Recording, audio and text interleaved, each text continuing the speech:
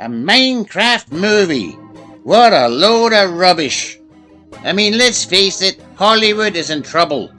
Superheroes have had their day. I mean, you can only watch grown men walking around in public in skin-tight vinyl outfits telling you it's a lifestyle choice for so long before you start getting the authorities involved.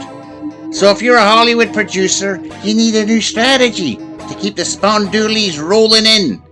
Pay for that devil's dandruff and the occasional blackmailer with compromising photos of you with a scout troop.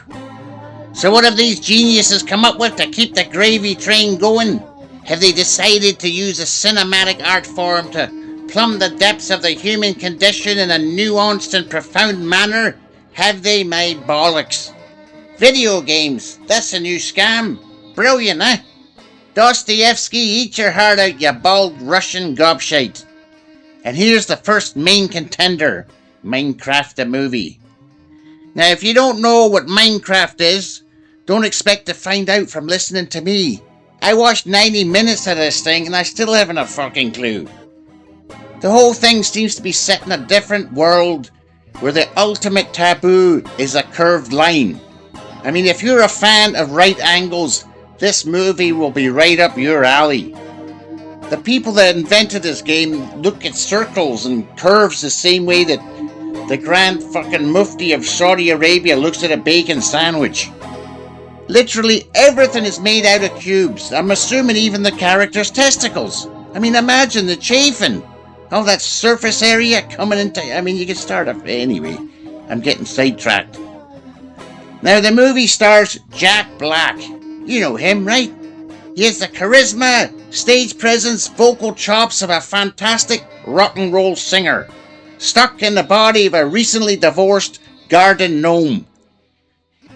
Now, we all know Jack Black is a huge star, but I noticed in the film he has second billing to Jason Momoa. I didn't understand why until I remembered on July 14th, 2024, Jason Momoa didn't announce his disappointment at what a bad shot Thomas Crooks was. So obviously the producer said, sorry Jack, you're gonna have to lay low for this particular film. On opening night, we don't want a bunch of fucking guys showing up in pickup trucks and storming the Capitol Theater. So Jason Momoa has top billing, and he's a lovable big lump, even though he is Hawaiian, and I personally will never forgive his people for what they did to my beloved pizza. Pineapples. If I wanted health food with my carbohydrates, I'd ask for it. It's a crime against humanity. But he's a likable chap. Imagine a roided up professional wrestler who's overdosing on MDMA and Lemsip, unironically attending a Britney Spears concert. That's basically him. I read that he had a romantic relationship with Lisa Bonet, a lady who is 14 years older. Not 14 years old. It's not Prince Andrew we're talking about here.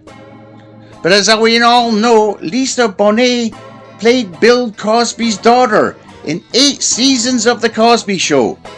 Luckily, she was able to remain awake during all of them, so hopefully she's okay.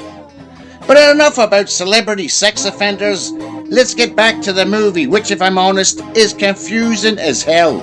I mean, you've more chance of understanding Michael J. Fox's handwriting in this thing. Seems in Minecraft there are 2 worlds. One is all blue skies, green grass, beautiful nature, happy people, and the other is this disgusting, brown, gloomy, depressing, dystopian hellscape. Think the south of France and the north of England. The leader of the hellscape is this giant pig lady with a strange accent. At first I thought it was an American trying to do an English accent. I thought, here we go, Dick Van Dyke and Mary Poppins. You remember that travesty? But it's much, much, much worse than that. That's right, the accent is from New Zealand. Ugh. Seems Jacinda Ardern has been reduced to doing voiceover work after leaving office to cover her Class A drug habit or something. Now Jack, who's called Steve, has an orb, which is a cube, and Jacinda, as the pig lady, wants this orb which is a cube. But Jack, as Steve, gives the orb, which is a cube, to his dog Dennis, who runs away back to our world, where Jason, who plays Garrett, the wrestler on MDMA and Lemsip, finds it, and then him and some ugly kids and a real estate agent that he teams up with for some reason are sucked into the south of France world because the orb, which is a cube, had intercourse with a crystal which stopped taking birth control, and that's the basic gist of it. I'm sure you get it. Just watch the fucking movie. What can I say? Email me the plot if you could figure it out, because I certainly couldn't. By the way, I should mention everybody in the film is ugly. In the entire movie. It's quite beautiful in a kind of, it's great. I should mention that everybody in the movie is ugly, which is great. I mean, they're either overweight, or they have a weak chin, or they're overweight with a weak chin. And it was really, really good to see people like me represented on the big screen at last. Seriously, everyone is ugly, but the actual movie is quite beautiful in a kind of nauseating way. It has a very 1980s aesthetic. The whole film seems to be something from the 1980s. It looks really old and outdated, but it's trying to make itself attractive and relevant. You know, like Madonna's face. But because of the 1980s stuff, it wasn't easy for me to watch it as someone who actually had to live through the 1980s the first time. I mean, I've still got PTSD from listening to Kaja Gugu's second album. I mean, do you know what it's like to live your life thinking at any moment a flock of seagulls could jump out of a bush and backcomb your hair? You don't know, man, because you weren't there. I was. But seriously, I've never seen so many lavender and teal shell suits in my life. It's like a Liverpudlian job centre. It's horrible. Jason Momoa seems to be going for that Macho Man Randy Savage Cro-Magnon on a sex offender register about town dollar store Miami Vice grip on my balls look. He wears these big huge sunglasses that can double as solar panels with enough watts to power Ed Miliband's ukulele solo. It's horrific.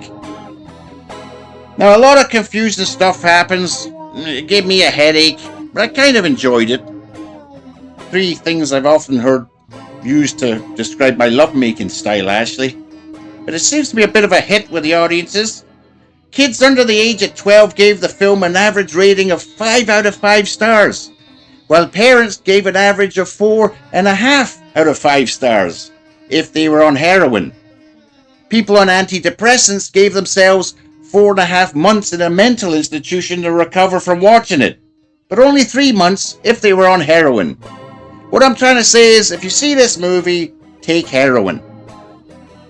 But like I said, it's a fun film, and I did like the fact that everybody in the movie was kinda ugly and not very bright. It was reassuring to know that, you know, if the movies don't work out for this lot, at least there will always be a place for them in local politics. There ends the sermon.